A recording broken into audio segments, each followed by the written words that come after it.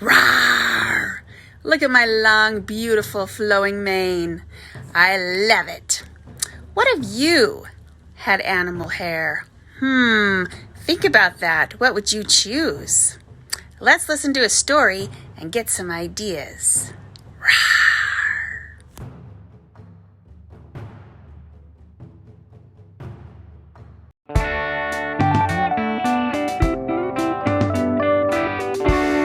What if you had animal hair? What if one day when you woke up, the hair on your head wasn't yours? What if overnight a wild animal's hair grew in instead? Polar bear. A polar bear has a double coat of hair to keep it warm. There's a woolly undercoat close to the bear's skin. Above that is a top coat made of 6-inch-long, stiff, oil-coated hairs. A polar bear's hair looks as white as Arctic snow because the top coat hairs are hollow and clear.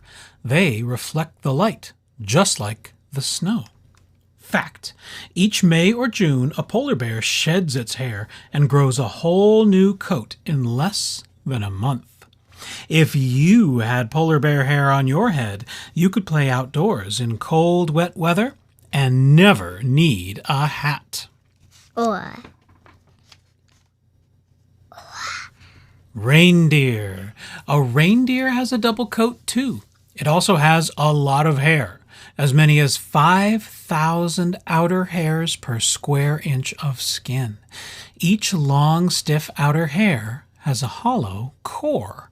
These hairs trap air. In addition to keeping the reindeer warm, its hair helps this heavy animal float in the water. Fact: a reindeer's hollow hairs keep its body heat from escaping. In fact, if a reindeer lies on the ground, the snow under it doesn't melt. Whoa. If you had reindeer hair, swimming would always be easy, even in the roughest of waters. like the ocean water. Yes. Musk ox. A musk ox has the longest hair of any wild animal. Some hairs are as long as 2 feet. Its shaggy coat hangs down to its hooves. This coat is also double thick and so tough it acts like a suit of armor. Fact: each spring, a musk ox sheds its woolly undercoat, as much as 7 pounds of hair. If you had muskox hair, you could play outside day or night, in winter or summer, without worrying about frostbite, sunburn, or bug bites. Oryx. A scimitar-horned oryx has hair that is just right for its African desert home. The oryx's pale-colored coat reflects sunlight and keeps it from overheating. The hairs are also so short that any cool breezes easily reach its skin. Fact: oryx calves are born with solid yellow coats. They develop distinctive markings and pale white and red coats as they grow up. If you had scimitar-horned oryx hair, you'd never need a comb or a hairbrush. Even if you rolled on the ground, your hair would be too short to tangle or collect dirt.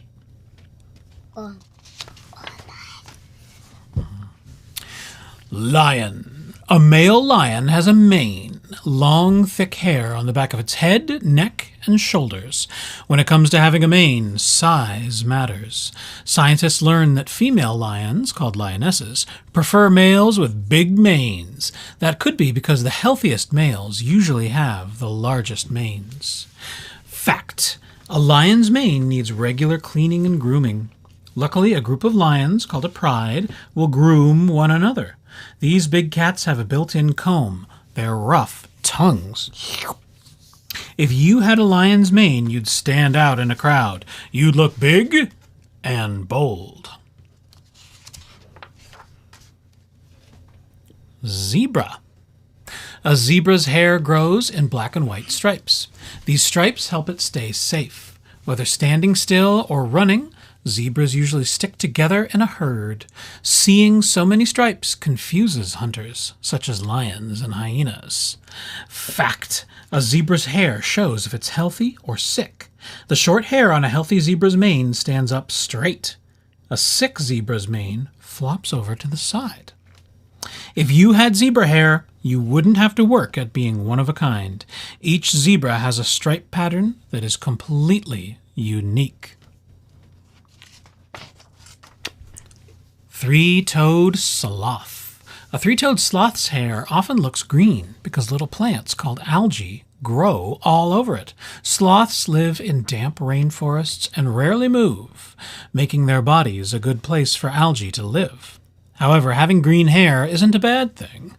Green hair helps sloths blend into their homes in the treetops and hide from predators, such as jaguars and harpy eagles.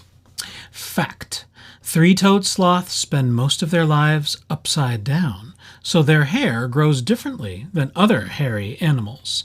When a three-toed sloth hangs upside down, its hair falls over its body.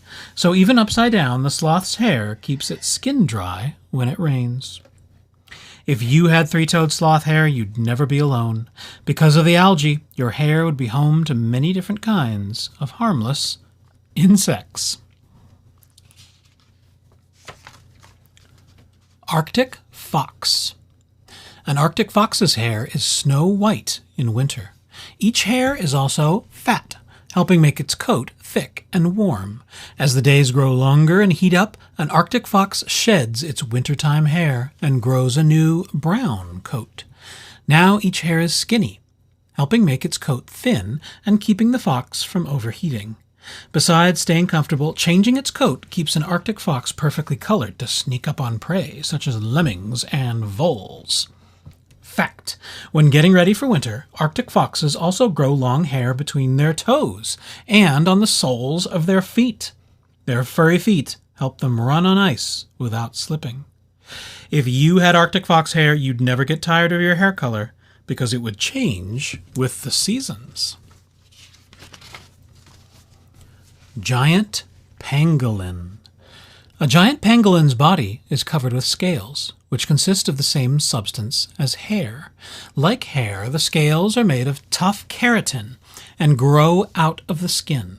A giant pangolin's scales also start small and grow longer until at last they fall out. New scales grow in to replace the ones that are lost. Fact: the back edges of a giant pangolin's scale-like hairs are razor sharp, so if it's attacked, a giant pangolin just curls up tight to stay safe. If you had a giant pangolin's scales, you wouldn't need to put on a helmet to ride your bike. Porcupine. A porcupine has a normal coat, but it also has special hairs too, called quills. Quills are stiff, needle-like hairs. If attacked, barbs on the end of each quill poke into the enemy's skin. Then even when they separate, the porcupine's quills stay stuck in the enemy. Fact: a porcupine's skin gives off a fatty substance that coats each quill. This fatty substance contains a germ-killing chemical, so if a porcupine accidentally pokes itself, it won't get an infection. If you had a porcupine's quills, bullies would never bother you. Ouch! Star-nosed mole. A star-nosed mole's hair, unlike most animal hair, can lie flat in any direction. Pushed forward, sideways, or straight back, its hair will never stick up. It will always lie flat against its body. This lets a star-nosed mole slip easily through its underground tunnels, whether it's going forward or backing up. Fact: a star-nosed mole has comb-like claws to spread oil through its hair. That makes its coat waterproof. That's important since it lives in damp tunnels. If you had star-nosed mole hair, your hair would stay put whatever direction you comb it.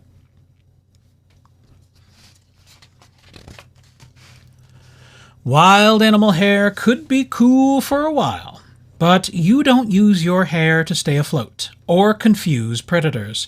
You don't need your hair to change with the seasons, be a helmet, or lie flat in every direction. And you'll never defend yourself with your hair, no matter what. So if you could keep wild animal hair for more than a day, which kind would be right for you? Luckily, you don't have to choose. The hair that grows on top of your head may look wild from time to time, but it will always be people hair. It will be what you need to protect your head from heat, chills, and bumps, and make you look your best when it's clean and brushed. How does hair grow? Hair growth starts in the root. The root is a cluster of cells, living building blocks, inside a tiny sac-like hole in the skin called the hair follicle. This cluster of cells produces layer after layer of new hair cells. As these layers build up, the old dead cells making up the hair shaft are pushed out of the skin. As long as the root is alive, a hair on your head will continue to grow at a rate of about 5 inches a year, up to a maximum of about 3 feet. Check out one of your hairs by gently pulling it free. Doink! Don't worry about losing this hair. Every day you naturally lose as many as 100 hairs. Then each old hair that is lost is replaced by a new one. Take a close look at a single hair's shaft with a magnifying glass. The shape determines whether, as the hair grows, it's straight, wavy, or curly.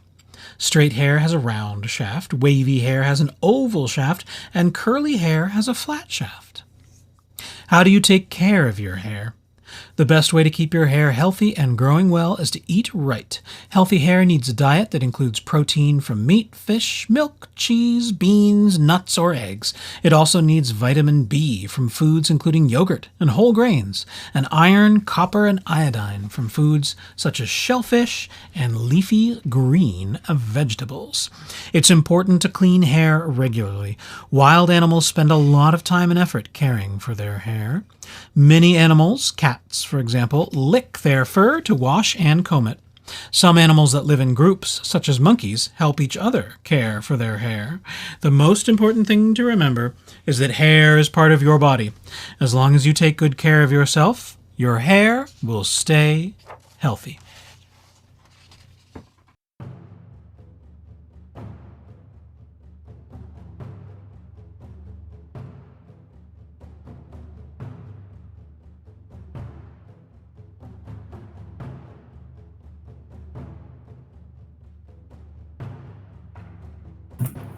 For today's supplies, you need paper, Sharpie, crayons, or anything really that will let you color.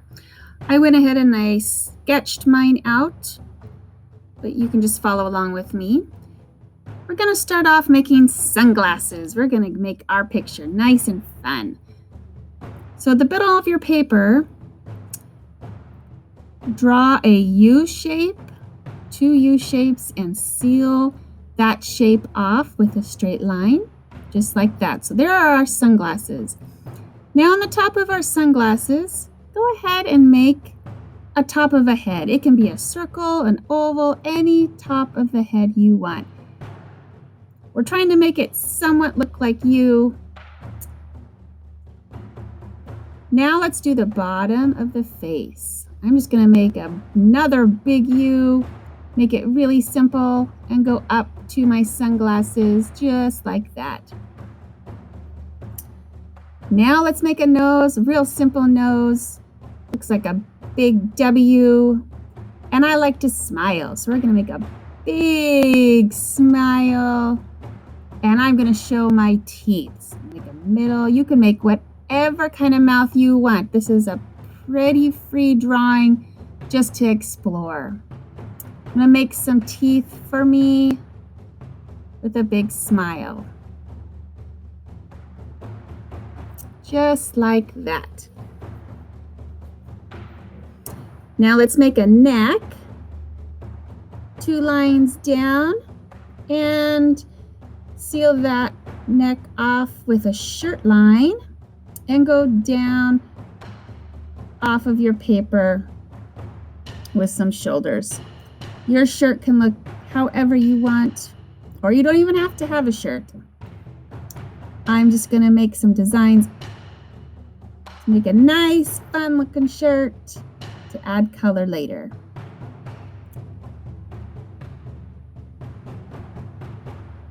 There we go, just like that. Okay, now I'm going to show you how to draw some of the examples in the book. You can just follow along with me, or you can try it on another piece of paper.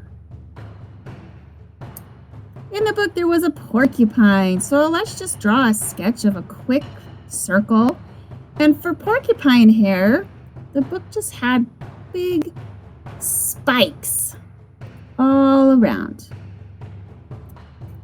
So there's an example of the porcupine you could use for your hair. At the end, you're going to choose what you want to use for your hair. There are more examples in the book, or you can even go outside of the book and do whatever kind of hair you want on your face. Next, let's draw a lion. There was a lion in that book, and the lion had a big mane with a bunch of squiggles. Just like that, all over. Lions' manes have no rhyme or reason. They just go crazy. The next one, this is one of my favorites, is the star-nosed mole. And his hair has big, huge spikes all around his head, just like that. That's the star-nosed mole. Next one I'm going to show you how to do is the Arctic fox. This had a long mane or long hair with kind of straight bangs. So let's cross it here and do straight lines down. And then long flowing curves, just like that. There you go. And that was an Arctic fox. Let's do two more from the book. And again, feel free to do whatever animal hair you would like. Next, let's do the ox. The ox had kind of funny looking hair. It had a big loop on top and then had very shaggy. Ox's hair was very shaggy, so unlike the lion, it was all over the place. This ox is a little bit more shaggy than the lion, and we're going to do a bunch more little textured lines for him. The last one I'm going to do is a giant pangolin, and he had big scales. This one's kind of fun to draw. Kind of had big fish scales. We'll put him right there. And we'll do 2 layers of scales for him.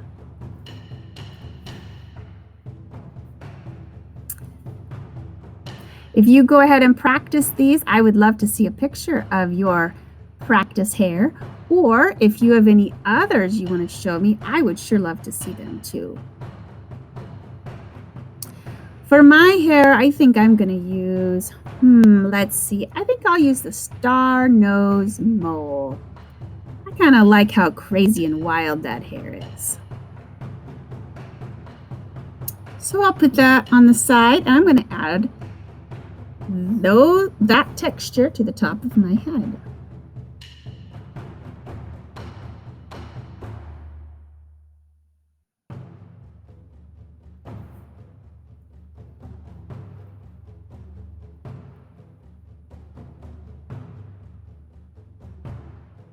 There we go, just like that.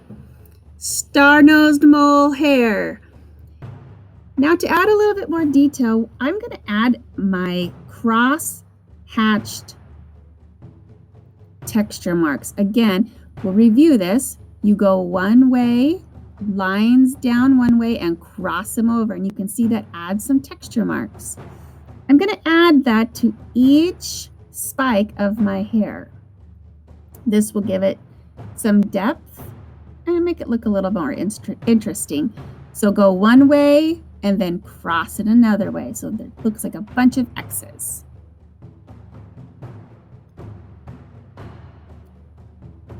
just like that. So I want you to make sure you add some texture marks in your animal hair. So go ahead and add your marks. Then after that, I'm going to color. I'm going to add my background color. And do not forget to sign it. Have fun with this one.